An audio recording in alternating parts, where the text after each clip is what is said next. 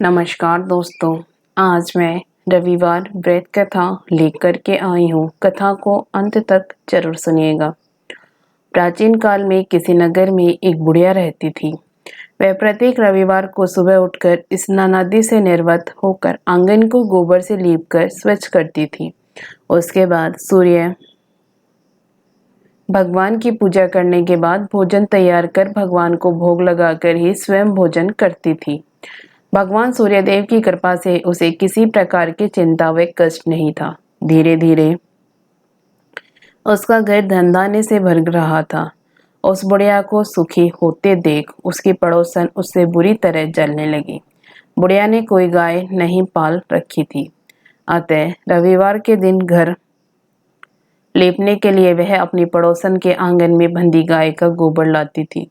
पड़ोसन ने कुछ सोचकर अपनी गाय को घर के भीतर बांध दिया। रविवार को गोबर न मिलने से बुढ़िया अपना आंगन नहीं लीप सकी।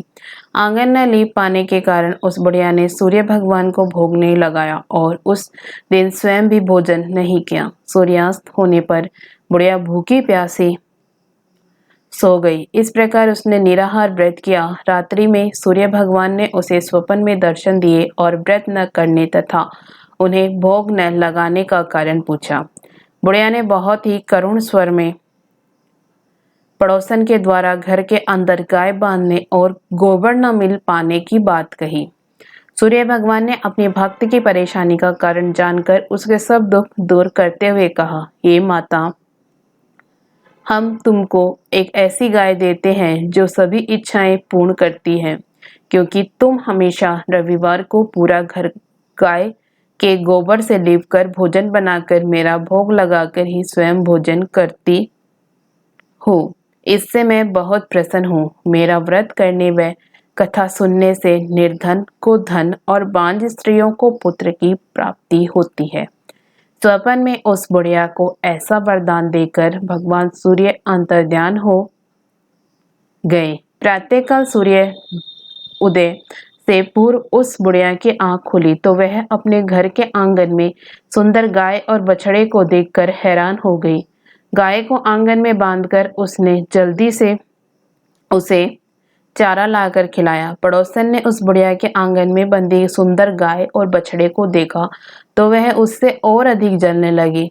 तभी गाय ने सोने का गोबर किया। गोबर को देखते ही पड़ोसन की आंखें फट गई। पड़ोसन ने उस बुढ़िया को आसपास न पाकर तुरंत उस गोबर को उठाया और अपने घर ले गई तथा अपनी गाय का गोबर वहां रख आई। सोने के गोबर से पड़ोसन कुछ ही दिनों में धनवान हो गई। गाय प्रतिदिन सूर्योदय से पूर्व सोने का गोबर किया करती थी और बुढ़िया के उठने के पहले पड़ोसन उस गोबर को उठाकर ले जाती थी। बहुत दिनों तक बुढ़िया को सोने के गोबर के बारे में कुछ पता ही नहीं चला। बुढ़िया पहले की तरह हर रविवार को भगवान सूर्यदेव का व्रत करती रही और कथा सुनती रही। लेकिन सूर्य भगवान को जब पड़ोसन की चालाकी का पता चला तो उन्होंने तेज आंधी चलाई। आंधी का प्रकोप देखकर बुढ़िया ने गाय को घर के भीतर बांध दिया। सुबह उठकर बुढ़िया ने सोने का गोबर देखा। उसे बहुत आश्चर्य हुआ। उस दिन के बाद बुढ़िया गाय को घर के भीतर बांधने लगी। सोने के गोबर से बुढ़िया कुछ ही दिन में बहुत धनी हो गई। उस बुढ़िया के धनी होने से पड़ोसन बुरी तरह जल भुनकर राख हो गई।